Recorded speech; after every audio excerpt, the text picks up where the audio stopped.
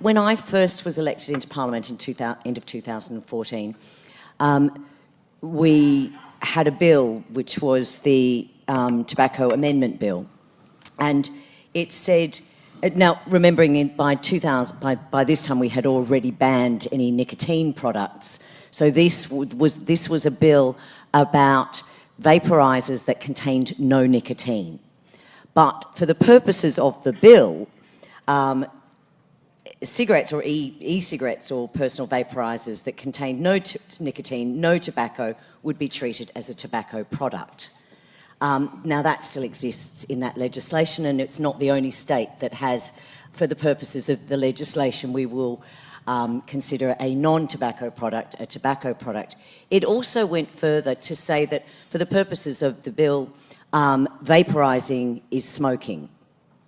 Now, you know, this, obviously we all know this defies physics, but this again sits in that legislation. So we've got misinformation in our laws in Australia, and that is really unhelpful.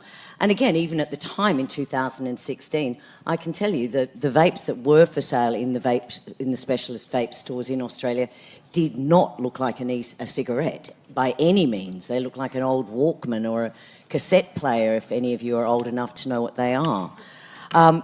So we had that fundamental, you know, misinformation in our legislation in Australia, and of course that's problematic. So then spending some time doom scrolling over the last few days, I came across an article, and the headline said, first person to be jailed for selling illegal vapes in Australia. And I thought, oh, that's interesting. What they didn't mention was that he was also selling THC gummies to children.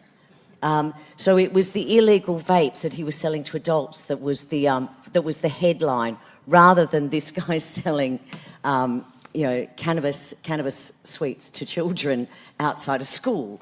That warranted sort of the third paragraph in the article.